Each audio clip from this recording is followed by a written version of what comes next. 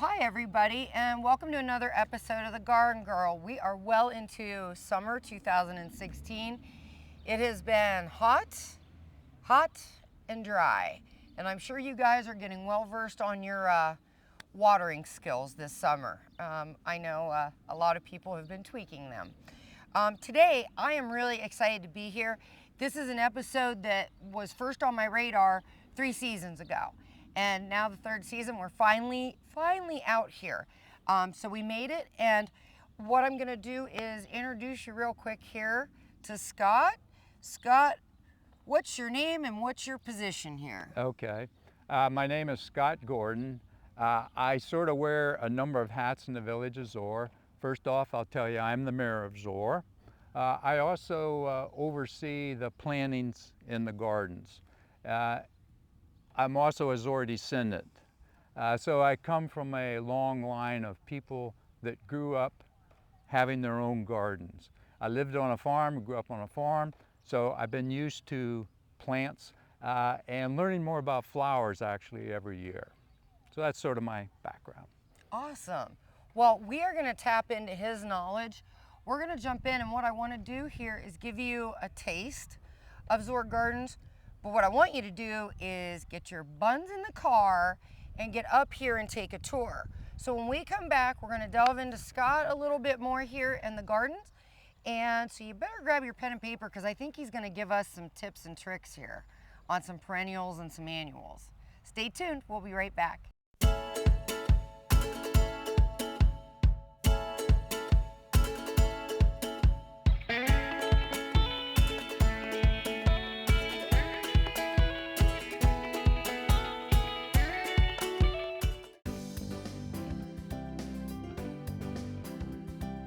For clean air you can breathe in a clean-looking home exterior, Ultra Clean. Locally owned and operated, offers both air duct cleaning and pressure washing for your home. Give them a call at 330-243-3996 to help clean up the air you and your family breathe and your home's outside appearance.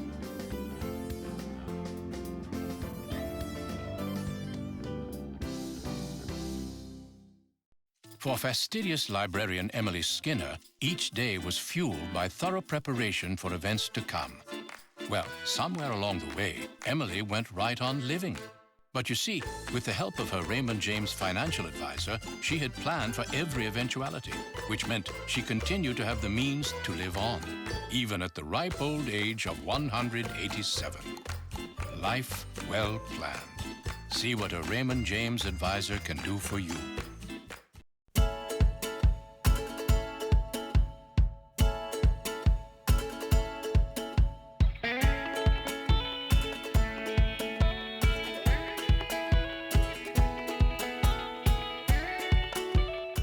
Hi everybody, welcome back. I hope you've got your sunscreen on today too, but I know I've got mine on already since the sun is blaring once again. Scott, I've got some questions here for him. Sure. Okay, so how long have you kind of been heading up the gardens, per se? Okay, first I'll tell you, I grew up in Zoar as a kid, went to college, and then we lived in New Jersey for 30 years, but 10 years ago we moved back to Zoar. So I'm originally from Zoar, came all the way back to Zoar. So I've been here for 10 years, and I've been working in the garden for the past 8 years. Okay. Now, when you say working in the garden, I'm assuming it's everything from ground zero up. I mean, do you do the planning? Is there a group that does the plan? I mean, you know, if you're anything like me, you decide maybe you want to go more yellow this year, or you don't like this plant and you're going to move it here. Or how do you guys come about who does the designing? And all right, that's a good question. So let me back up just a little bit. When I first started working in the Zoar, the garden was under what was the Ohio Historic Association. And their employees basically did the gardening. We had a lot of issues with the garden that I recognized almost immediately when I started working in the garden, and we wanted to make a lot of changes. What we did actually is, and what you have to do when a lot of changes are required, you have to develop a plan. A 1 year, 2 year, 5 year plan, because you can't do everything at one time. You don't have the resources, you don't have the funds, so you have to deal with the reality of your situation.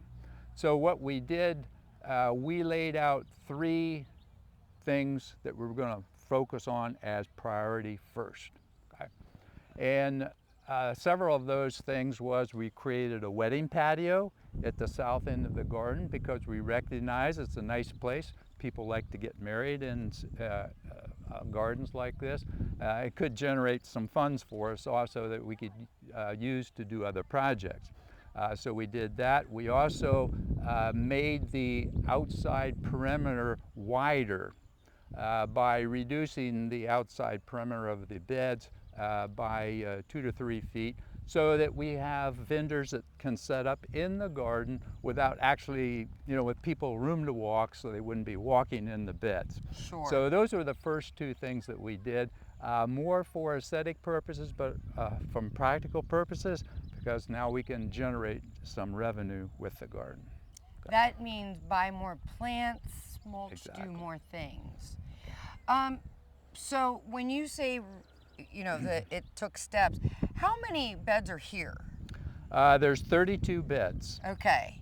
And is it mixed? Like, do you have set beds for, your herbs? Do you have set, I see a veggie bed behind me here, which everybody knows I like my vegetables.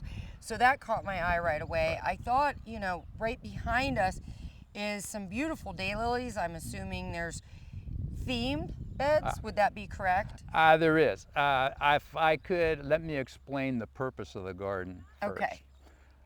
The garden is a different type of garden. A lot of tourists ask me, what do you grow in the garden? Which is a good question, of course, and why not.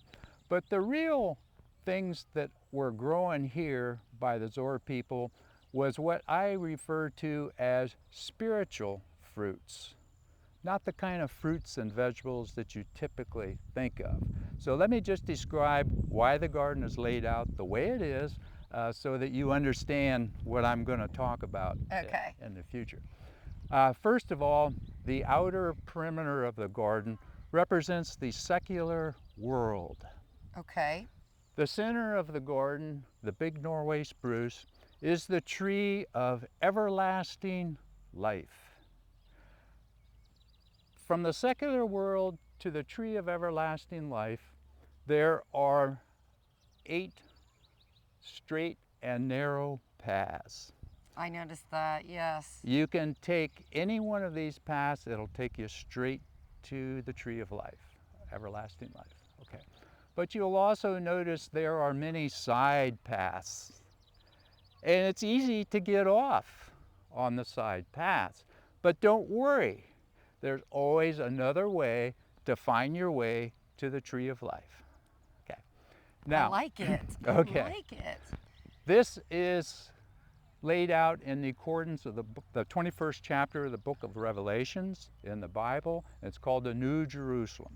So you can read that in Revelations, and you come down here and you can get sort of a visual view of what they're talking about in that verse of the Bible. And this is excellent to know. See, now when you guys come down here, you'll kind of understand, have a basic understanding of why things are how they are here. When can people come down here? The garden basically is open all the time. Okay. Yeah, you can just park and walk to the garden any time of the day, the evening. Not too many people come down after dark, but a lot of people do come down in the evening when it's cooler. It's cooler and whatnot. You can bring your lunch and eat it under the tree. I will say one thing about the tree of life. You see the 12 juniper trees? Yes. Those are the 12 disciples, and the centrum beds are the 12 tribes of Israel.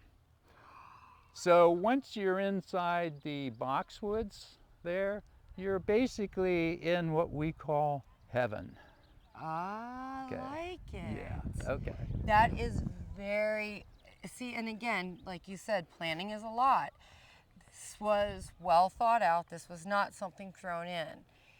but I think having a backbone such as this just brings a story to life even more, and it makes it all the more interesting and really all the more meaningful years from now and generations from now. It really does. I can't even tell you how big that Norway spruce is, but I'm going to guess it's been there a long time. That is not the original tree, but it was planted around 1930. Yikes. Oh my gosh. Well, that thing's lived longer than a lot of people. Yeah, it's been struck by lightning at least twice that I know of, but it's still a hardy tree. It's really a hardy everlasting tree. Life.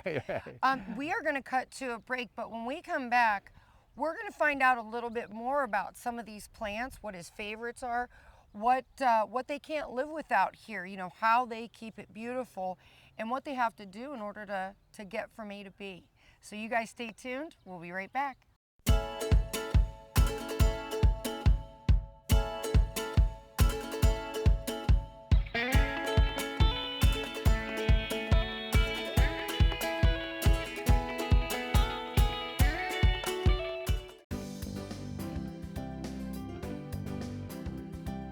For clean air you can breathe in a clean-looking home exterior, Ultra Clean.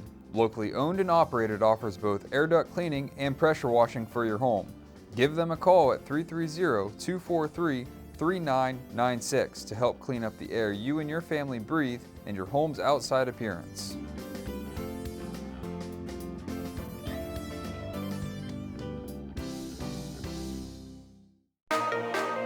Just wanting to be a police officer, I knew this was a great start, and it turned out to be a fantastic one. Just be able to actually see what you're doing, what you're working on, and understand how you can take one thing and turn it into something else. We got to creatively use skills and academics and see how we can place them into our fields. It's pretty much I had the key to open the door, and that was from Buckeye.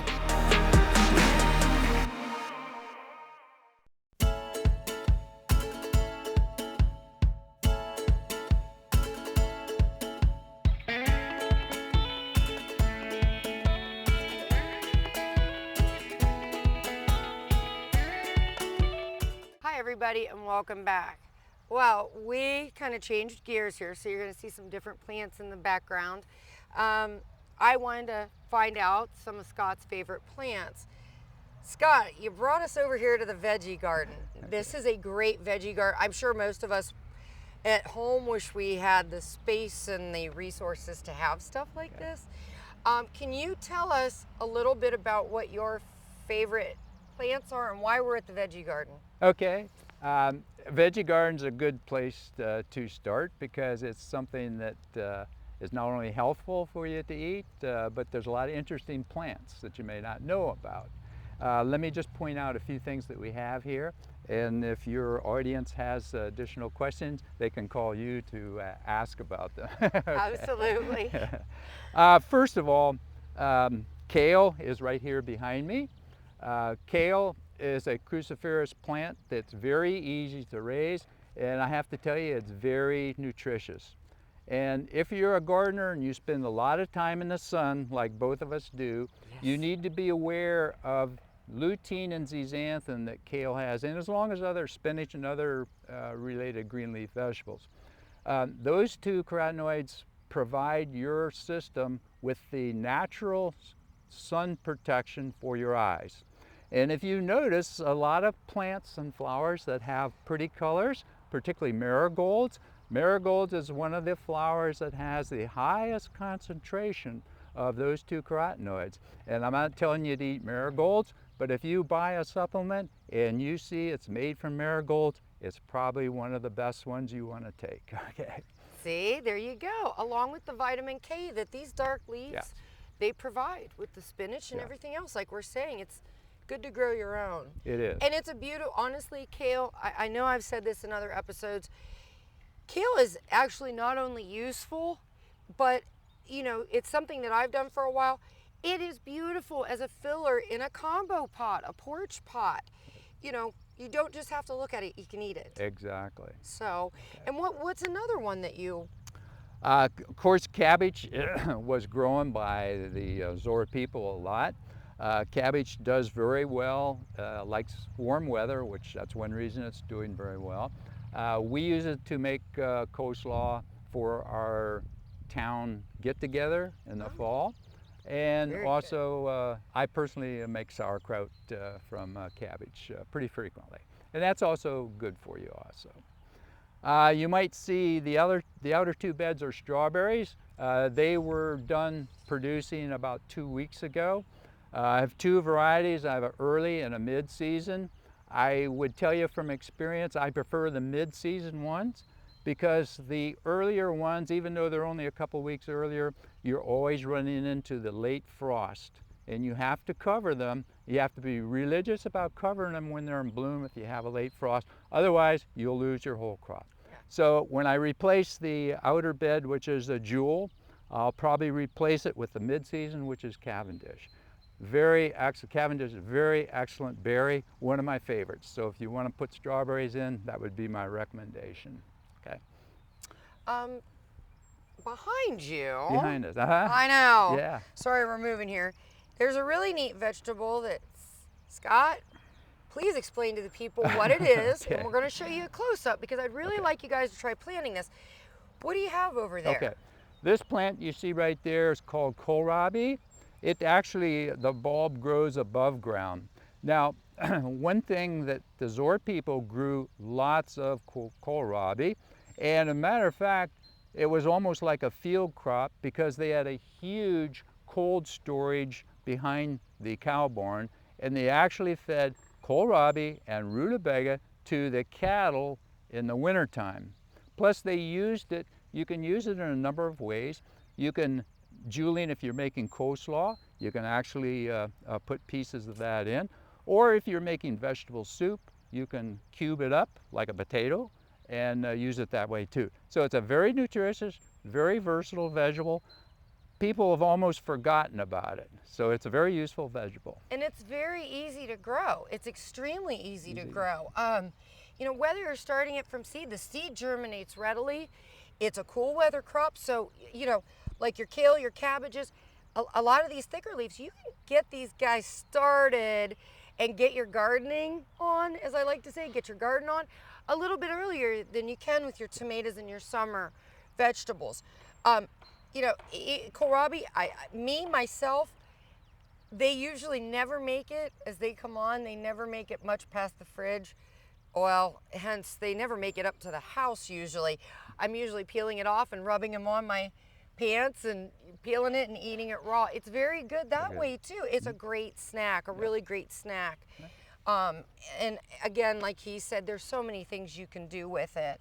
One other one, the sunflowers. What's with the sunflowers? Yeah. Why? The sunflowers actually reseed themselves every year. I don't plant them. They produce a lot of seeds. Some of the sunflower seeds certainly are very edible. We don't eat those. The birds get most of them, but it does attract the birds, which you want to do to your garden. Anything that's beneficial is also beneficial to most plants. So it's just there for attracting pollinators.